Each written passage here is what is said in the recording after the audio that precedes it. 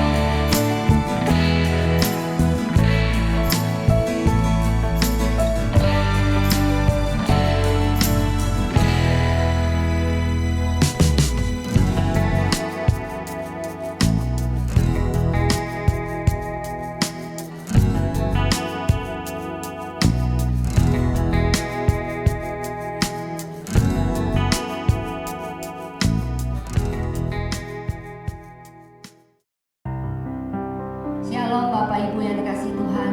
Selamat kita berbakti kembali, memuji menyembah Tuhan dalam minggu ini, dalam minggu pagi ini. Kita mau menyembah Tuhan, kita mau memberikan yang terbaik bagi Tuhan. Mari sama-sama kita tundukkan kepala kita. Kita mau memulai ibadah ini dan kita mau mengucap syukur pada Tuhan.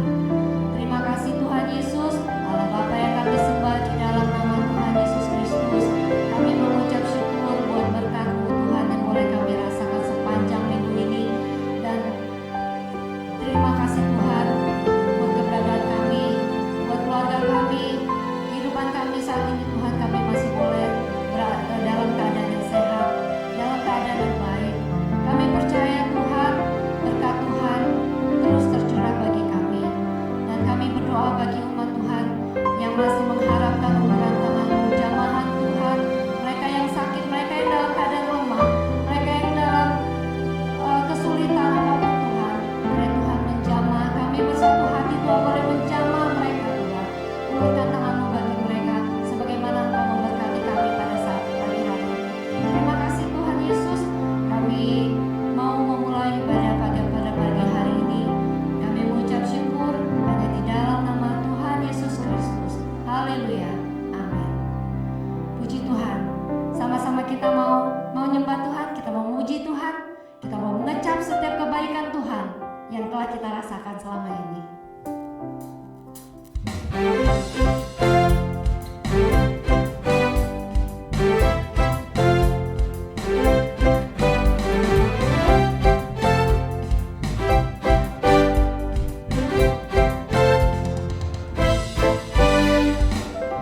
Kecaplah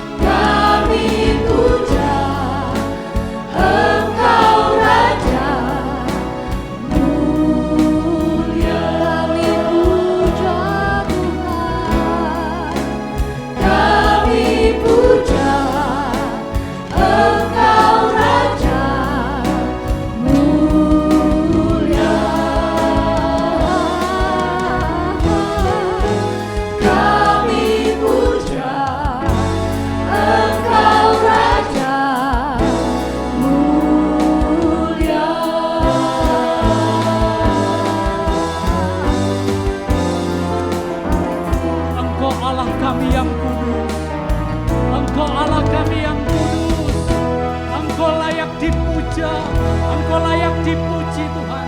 Biarlah segala kemuliaan hanya bagi nama-Mu. Biarlah pujian-pujian yang kami naikkan kepadamu berkenan Tuhan. Dan kami percaya Tuhan, setiap anak-anak-Mu yang sudah memuji, memuliakan, menyembah Tuhan, dimanapun mereka berada Tuhan, Engkau lawat mereka Tuhan. Terima kasih Tuhan, terima kasih. Terimalah pujian kami, terimalah penyembahan kami. Dan tiba saatnya pada pagi hari ini Tuhan, kami mau dibentuk oleh kebenaran firman-Mu. Kami mau diajar oleh firman-Mu. Kami mau ditegur oleh firman-Mu. Kami akan dihiburkan oleh firman-Mu. Sebab kami tahu Tuhan, firman-Mu itu adalah tuntunan hidup kami.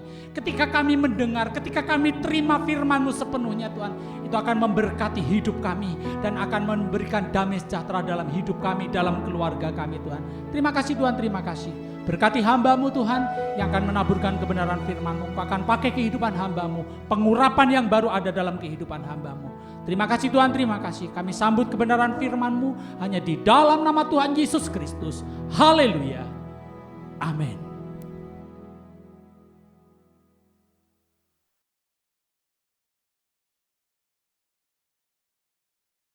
Haleluya. Saya percaya bahwa Tuhan ada di tengah-tengah kita.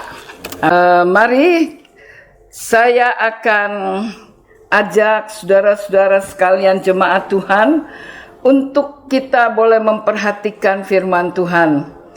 Saya mau memberikan tema yaitu membangun mezbah. Membangun mezbah. Karena di dalam Alkitab tercatat manusia pertama yang membangun mezbah kepada Tuhan adalah Kain dan Habel. Ya, kita sudah tahu semua ceritanya. Manusia pertama yang membangun mezbah adalah Kain dan Habel. Walaupun mungkin pada waktu itu belum ada aturan dari firman Tuhan, tetapi dari hati mereka yang dalam, dari kasihnya mereka kepada Tuhan, pada Allah, mereka ingin membangun mezbah. Karena mereka pikir mezbah adalah kehidupan kita, keakraban kita kepada Tuhan, keintiman kita dengan Tuhan. Oleh sebab itu mereka mempersiapkan membangun mezbah kepada Tuhan. Kain, dia sebagai petani, dia memberikan hasilnya yang baik untuk diberikan kepada Tuhan. Habil sebagai penggembala, dia berikan kambing yang tambun yang bagus, dan dia sembelih. Dia serahkan, dia taruh di atas mezbah, dipersembahkan kepada Tuhan. Saudara-saudara, pada saat ini, pagi ini, kita persembahkan hidup kita di atas mezbah Tuhan. Kita semua yang hadir pada pagi hari ini, kita taruh hati kita, kehidupan kita di atas mezbah untuk kemuliaan bagi nama Tuhan. Oleh sebab itu berikanlah yang terbaik. Kita berikan yang terbaik, bukan memberikan yang cacat. Tetapi biarlah seluruh kehidupan kita, perhatian kita, fokus kita hanya kepada Tuhan. Kita baca di dalam Kejadian 4 ayat 3 sampai dengan 5. Kejadian 4 ayat 3 sampai dengan 5. Saya akan bacakan. Setelah beberapa waktu lamanya, maka Kain mempersembahkan sebagian dari hasil tanah itu kepada Tuhan sebagai korban persembahan. Habel juga mempersembahkan korban persembahan dari anak sulung kambing dombanya, yakni lemak-lemaknya. Maka Tuhan mengindahkan Habel dan korban persembahannya itu. Tetapi Kain dan korban persembahannya tidak diindahkannya. Lalu hati Kain menjadi sangat panas dan mukanya muram. Ada dua persembahan yang dipersembahkan kepada Tuhan. Yang satu memberikan persembahan yaitu kambing dombanya, karena Habil sebagai penggembala. Dan Kain memberikan hasil tanahnya, karena dia sebagai petani. Buah-buahan dia berikan, sayur-sayuran yang bagus dia berikan kepada Tuhan. Kita datang pada pagi hari ini, kita bawa apa? Kita bawa seluruh kehidupan kita kepada Tuhan. Kita bawa hati kita. Kita bawa seluruh hidup kita, tubuh ini kita persembahkan kepada Tuhan. Oleh sebab itu berikanlah yang terbaik untuk Tuhan, yaitu perhatikan, fokus pikiran kita kepada Tuhan. Jangan pikiran kita kemana-mana. Itu persembahan yang terbaik. Kalau kita datang kepada Tuhan, kita taruh hidup kita berikan hidup kita untuk kemuliaan bagi nama Tuhan. Tadi kita sudah memuji Tuhan. Kalau kita memuji Tuhan, berikanlah pujian yang terbaik, yang sungguh-sungguh kepada Tuhan. Karena saya percaya di atas puji-pujian umatnya, Allah bertahta di atas pujian mereka. Saudara-saudara percaya kalau saudara memuji Tuhan, Tuhan bertahta di atas pujian kita.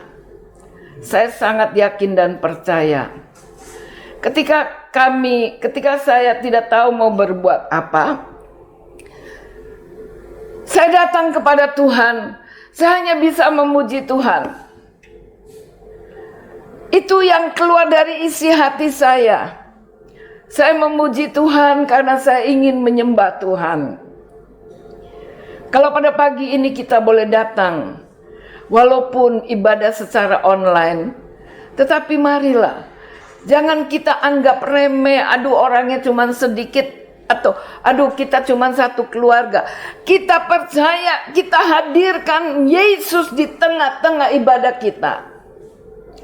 Kita hadirkan Yesus di dalam hati kita, di dalam pujian kita, di dalam penyembahan kita kepada Tuhan.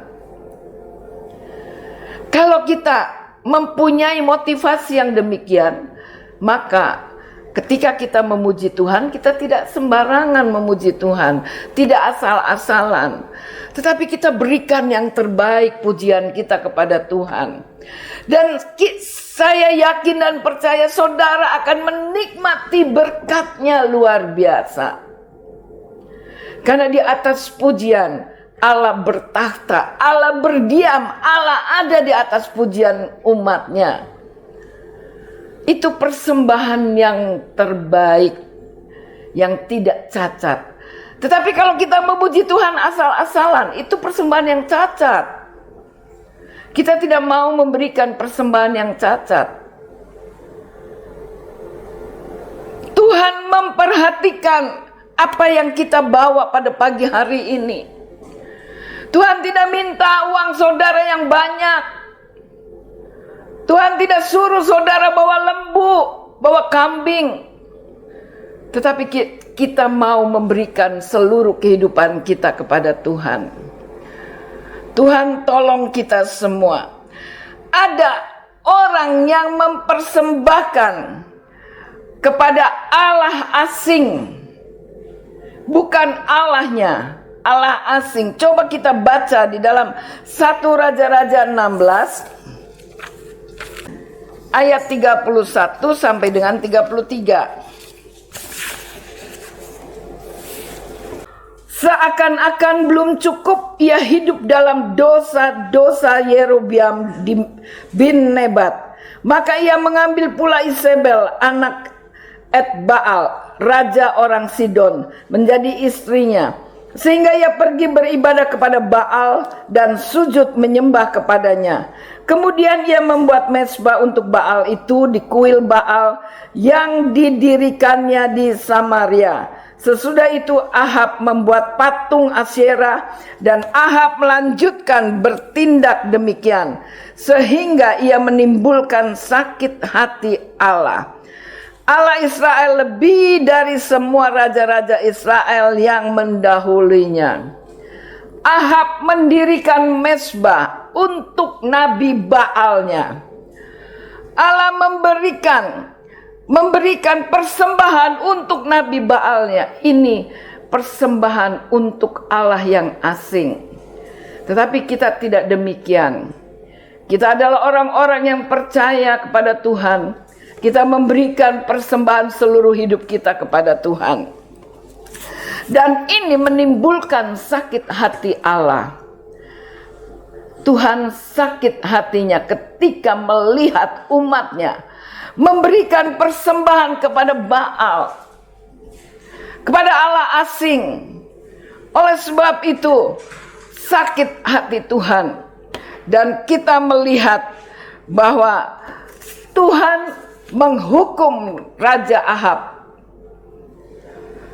Dan ada juga orang yang mempersembahkan, yang memberikan persembahannya kepada Allahnya, Tuhan Yesus Kristus. Saudara-saudara, kita lihat, kita balik 1 Raja-Raja 18. 1 Raja-Raja 18 ayat 30 sampai dengan 32. 1 Raja-Raja 18 ayat 30 sampai dengan 32. Kata Elia kepada seluruh rakyat itu, datanglah dekat kepadaku. Maka mendekatlah seluruh rakyat itu kepadanya. Lalu ia memperbaiki mezbah Tuhan yang telah diruntuhkan itu. Kemudian Elia mengambil 12 batu menurut jumlah suku keturunan Yakub. Kepada Yakub ini telah datang firman Tuhan, engkau akan bernama Israel. Ia mendirikan batu-batu itu menjadi mezbah demi nama Tuhan dan membuat suatu parit sekeliling mezbah itu yang dapat membuat 2 sukat benih. Elia membereskan mezbah yang sudah diruntuhkan. Karena apa? Mezbah ini mezbah yang sudah dijadikan mempersembahkan untuk Nabi Baal. Karena pada waktu itu Elia mengadakan satu pertandingan kompetisi. Elia sedih melihat bangsa Israel yang sudah banyak berbalik dari Tuhan, menyembah kepada Baal-Baal. Elia merasa sedih hatinya melihat keadaan yang demikian. Oleh sebab itu Elia tidak dapat berbuat apa-apa, tetapi Elia ingin menyatakan bahwa Tuhannya yang dia sembah adalah Tuhan yang maha kuasa yang harus disembah. Ketika bagiannya Elia membereskan parit-parit mezbah itu. Dia mendirikan batu-batu sesuai dengan suku-suku yang ada, 12 suku. Dan ketika parit itu sudah menjadi mezbah, dia siram dengan air. Dia taruh kayu-kayu bakar di atasnya dan dia siram pakai air. Secara logika ini tidak masuk akal. Sepertinya Elia ini orang yang bodoh. Masa dia ingin supaya mezbah ini akan membuat satu nyala api, sehingga apa yang dipersembahkan di atas mezbah ini boleh naik ke hadirat Allah dan baunya itu harum di hadapan Tuhan.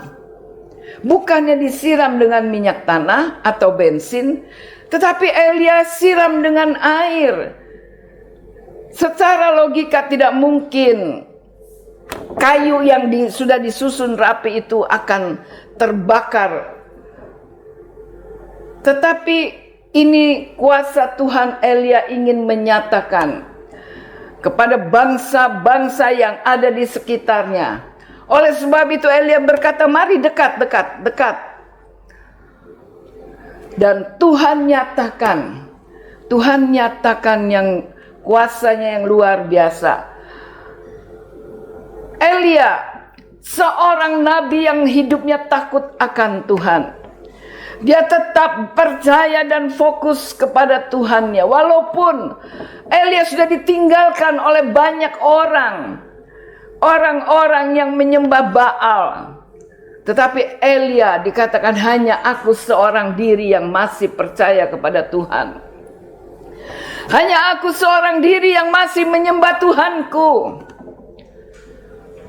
begitu kuat imannya. Allah membutuhkan orang-orang yang demikian. Apakah kita bisa mempertahankan iman kita ketika sekeliling kita sudah berubah dan banyak yang menyembah kepada Allah lain? Saudara-saudara, pada hari-hari ini Allah ingin orang-orang yang seperti Elia, yang tetap kuat imannya di dalam Tuhan Yesus Kristus. Allah ingin melihat orang-orang yang masih dapat mempertahankan imannya. Kita sudah berjalan hampir 5 bulan ibadah secara online di rumah masing-masing. Mungkin kita merasa, aduh, kayaknya susah ya. Tidak bisa lagi kita beribadah di gereja bersama-sama, kita memuji, memuliakan Tuhan, berdoa, sehingga kita bisa saling menguatkan. Tetapi kalau kita sungguh-sungguh kita datang kepada Tuhan, kita mempersembahkan hidup kita kepada Tuhan dengan sungguh-sungguh, maka saya percaya bahwa kita akan menikmati hadirat Allah. Kita akan menikmati kuasa Allah di tengah-tengah ibadah kita di dalam rumah-rumah kita masing-masing. Oleh sebab itu kita mau berikan persembahan kita, hidup kita kepada Tuhan. Benar-benar seluruh kehidupan kita berikan kepada Tuhan. Fokuskan hati pikiran kita kepada Tuhan. Kenapa? Membangun mezbah Tuhan itu penting bagi kita. Saya sangat menganjurkan kepada jemaat Mahanaim, bikin mezbah keluarga, bangun mezbah keluarga masing-masing. Karena apa? Saya percaya di dalam kita membangun mezbah, kita mengajak suami, istri, anak-anak. Mungkin kalau ada orang tua, kita ajak orang tua. Kalau ada saudara, kita ajak saudara. Kita bangun mezbah. Kita berdoa, kita sehati, kita sepakat. Maka disitulah Tuhan hadir, Tuhan ada bersama-sama dengan saudara dan saya. Walaupun mungkin kita capek, tetapi mari kita mau memberikan. Kita mau membangun mezbah-mezbah keluarga. Karena di dalam mezbah keluarga, saya percaya ada berkat Tuhan yang Tuhan sediakan bagi kita semua. Mengapa? Betapa pentingnya kita membangun mezbah. Yang pertama, karena ada hubungan, ada keakraban kita dengan Tuhan, ada keintiman dengan Tuhan. Kita berdoa bersama-sama. Kalau kita sepakat, minggu yang lalu saya memberikan firman tentang kesepakatan. Kita sehati, kita sepakat berdoa. Apa yang menjadi pergumulan kita, saya percaya pasti ada jawaban dari Tuhan. Ada berkat Tuhan yang Tuhan berikan bagi kita semua. Yang kedua, yaitu persembahan syukur kita kepada Tuhan. Kalau kita bikin mezbah malam, mezbah keluarga pada malam hari ketika anak-anak sudah datang, suami sudah pulang kantor, istri udah selesai bekerja, kita adakan mezbah keluarga. Kita naikkan ucapan syukur kita kepada Tuhan. Tuhan, terima kasih Tuhan. Tuhan sudah memberkati kami dengan kesehatan, kekuatan. Tuhan sudah memberkati kami dalam pekerjaan kami. Anak-anak kami Tuhan pelihara dan Tuhan memberkati. Ada ucapan syukur yang kita naikkan ke hadirat Allah. Yang ketiga, membawa korban yang berkenan, yaitu seluruh hidup kita. Seluruh hidup kita, hidup saya dan saudara sebagai korban yang dipersembahkan di atas mezbah. Kalau kita memberikan yang terbaik, tidak ada cacat, maka persembahan itu akan naik ke hadirat Allah, menjadi satu dupa yang harum di hadapan Tuhan. Dan Tuhan mencium itu dupa yang harum itu, sehingga hati Tuhan tergerak. untuk memberkati. Saudara-saudara, sangat penting kita membangun mezbah, karena disitulah Allah rindu memberkati kita. Di dalam Mazmur 133 ayat 3 dikatakan, ketika Allah melihat ada kerukunan, ada kesepakatan, di situ Allah memerintahkan berkat-berkatnya. Saudara-saudara, saya sangat-sangat yakin dan saya senang kalau jemaat Tuhan bisa membangun mezbah-mezbah keluarga, dan Tuhan akan memberkati kita semua. Yang keempat, Tuhan hadir. Tuhan ada untuk menerima semua persembahan yang kita persembahkan kepada Tuhan. Tuhan ada di tengah-tengah kita. Kalau Tuhan ada, Tuhan hadir di tengah-tengah kita, Tuhan tidak datang dengan tangan kosong. Tuhan ada membawa berkat-berkat bagi kita. Dan kelima, harus ada api, yaitu Roh Kudus. Harus ada api. Perhatikan, api yang harus terus-menerus menyala. Jangan sampai api ini padam. Jangan sampai Roh Kudus ini hilang dari kehidupan kita. Coba kita baca di dalam Imamat 6. Imamat 6. Ayat yang ke-12. Dikatakan, api yang di atas mezbah itu harus dijaga supaya terus menyala, jangan dibiarkan padam. Tiap-tiap pagi imam harus menaruh kayu di atas mezbah, mengatur korban bakaran di atasnya, dan membakar segala lemak korban keselamatan di sana. Harus dijaga supaya api tetap menyala di atas mezbah. Janganlah dibiarkan padam. Api yang ada di dalam kehidupan kita, yaitu Roh Kudus, jangan sampai padam. Saudara-saudara, karena Roh Kudus ini sangat penting dalam kehidupan kita. Roh Kudus yang akan menuntun, menolong kita dalam segala hal, memberikan kita kekuatan, memberikan kita semangat, memberikan kita iman untuk kita terus percaya kepada Tuhan. Dikatakan kita harus jaga api ini supaya tetap menyala, jangan sampai padam.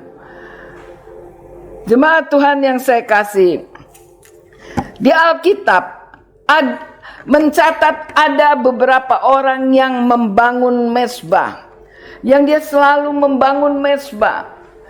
Di antaranya yaitu Nuh.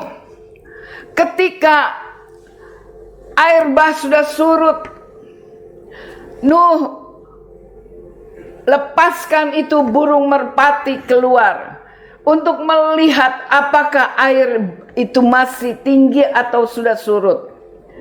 Ketika burung ini kembali dengan membawa daun-daunan, berarti air itu sudah surut. Nuh membangun mezbah. Mezbah ucapan syukur kepada Tuhan, yaitu keselamatan yang Tuhan berikan. Tuhan sudah menyelamatkan keluarganya, rumah tangganya. Dia membangun mezbah. Saudara-saudara, kita perlu setiap hari kita mengucap syukur kepada Tuhan. Tuhan yang selalu memberkati kita dengan kesehatan, kekuatan. Yang kedua, Abraham di dalam Kejadian 12 ayat 7b, Kejadian 12 ayat 7b dikatakan, Aku akan memberikan negeri ini kepada keturunanmu, maka didirikannya di situ mezbah bagi Tuhan yang telah menampakkan diri kepadanya. Abraham mendirikan mezbah ketika dia dengar ada malaikat Tuhan berkata, Aku akan memberikan tempat ini, dikatakan, kepada keturunanmu. Abraham suka membangun mezbah sebagai hubungan keakrabannya dengan Tuhan. Oleh sebab itu Abraham disebut oleh Allah, yaitu sahabat Allah, karena ada keakrabannya. Saudara-saudara, kalau kita membangun mezbah, kita ingin membangun keakraban kita dengan Tuhan, keintiman kita dengan Tuhan. Kita ajak anak-anak kita ajak suami, istri, kalau ada orang tua kita ajak orang tua. Ada keintiman dengan Tuhan. Sehingga Allah memberi nama kepada Abraham, sahabat Allah, karena begitu dekatnya hubungan Abraham dengan Allah. Allah memberikan nama sahabat Allah, luar biasa. Ada lagi, yaitu Nuh yang selalu membangun mezbah. Ketika anak-anaknya pergi, dia mengadakan pesta-pesta, kumpul-kumpul.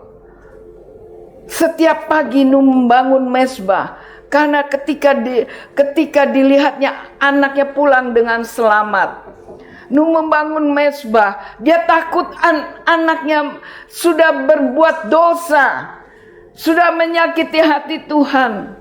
Sebagai orang tua, dia bertanggung jawab kepada anak-anaknya. Dia membangun mezbah, berdoa, memohon pengampunan dari Tuhan kalau anaknya sudah berbuat dosa. Saudara-saudara, kita sebagai orang tua perlu kita juga menjaga anak-anak kita.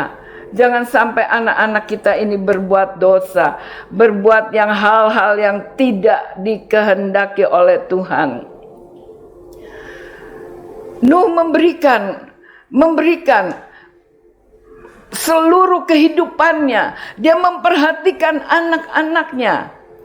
Sehingga setiap hari, setiap pagi dikatakan firman Tuhan, setiap pagi dia membangun mezbah untuk memberkati anak-anaknya. Sungguh luar biasa. Saudara-saudara, kita mau seperti Nuh sebagai orang tua yang memperhatikan anak-anaknya. Karena saya percaya ketika kita mendidik anak-anak kita untuk supaya mereka boleh mengikuti jejak orang tuanya, bahwa orang tuanya hidup takut akan Tuhan, mengasihi Tuhan, hidup dengan penuh keyakinan kepada Tuhan. Kita berikan didikan ini kepada anak-anak kita, karena kita juga takut kalau anak-anak kita, apalagi sekarang ini, kejahatan begitu sangat meningkat. Kalau kita nggak terus kita bawa anak-anak kita dalam doa, kejahatan akan merenggut anak-anak kita. Tetapi kalau kita sebagai orang tua, kita perhatikan bagaimana anak-anak kita di luar. Kita bawa selalu dalam doa, kita ajak mereka berdoa, kita bikin mezbah keluarga. Maka saya percaya mereka juga akan melihat, mereka akan mengikuti jejak dari orang tuanya. Tuhan memberkati kita semua. Sekarang bagaimana dengan kita? Apakah kita sudah membangun mezbah untuk Tuhan? Kalau belum, mari bangunlah mezbah keluarga. Karena inilah yang terbaik untuk kita memelihara keluarga kita untuk hidup takut akan Tuhan. Puji Tuhan, Tuhan memberkati. Kami naikkan syukur kepadamu ya Tuhan. Kalau Tuhan memberikan firman pada pagi hari ini buat kami semua. Karena Tuhan menginginkan setiap kami, untuk kami boleh ada berhubungan dengan akrab kepada Tuhan. Tuhan, firman-Mu mengajarkan kami agar kami boleh ada di dalam mezbah keluarga masing-masing, agar kami boleh hidup dekat dengan Tuhan dan kami merasakan pertolongan, penyertaan Tuhan senantiasa di dalam keluarga kami masing-masing. Terima kasih buat firman-Mu pada pagi hari ini ya Tuhan. Biarlah firman-Mu boleh menjadi rema di dalam kehidupan kami. Dan firman inilah yang selalu mengingatkan kami agar kami boleh hidup dekat dengan Tuhan. Terima kasih ya Bapa buat firman-Mu. Kami mengucap syukur. Hamba berdoa bagi jemaat Tuhan, agar mereka juga boleh merasakan Tuhan, ada hubungan yang dekat, yang akrab dengan Tuhan. Tuhan, terima kasih. Berkatilah jemaat-Mu ya Tuhan, dimanapun mereka berada. Tuhan ada bersama dengan mereka, dan Tuhan yang memberkati buat segala apa yang menjadi kebutuhan mereka. Hamba berdoa, mungkin di antara jemaat Tuhan ada yang sakit pada hari-hari ini. Tuhan, lawatilah mereka, jamalah mereka, pulihkan, sembuhkan mereka. Jemaat Tuhan yang lemah, Tuhan kuatkan mereka. Mungkin pada saat ini mereka menghadapi banyak kekurangan tentang ekonomi mereka. Tuhan cukupkan atas kebutuhan mereka, berkatilah mereka ya Tuhan. Terima kasih Tuhan, Engkau tetap ada bersama dengan kami, untuk kami boleh ada di dalam kasih tangan pemeliharaan Tuhan. Terima kasih Tuhan. Kami mengucap syukur dalam nama Tuhan Yesus. Haleluya. Amin.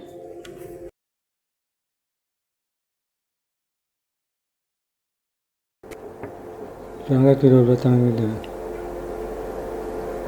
Jemaat yang dikasihi Tuhan, terimalah berkat dan anugerah dari Allah Bapa, cinta dan kasih sayang dari Putranya Tuhan Yesus Kristus, dan persekutuan dan Roh yang Kudus tinggal menyertai kita sekalian pagi hari ini sampai selama-lamanya. Di dalam berkat nama Tuhan Yesus Kristus kami sudah berdoa.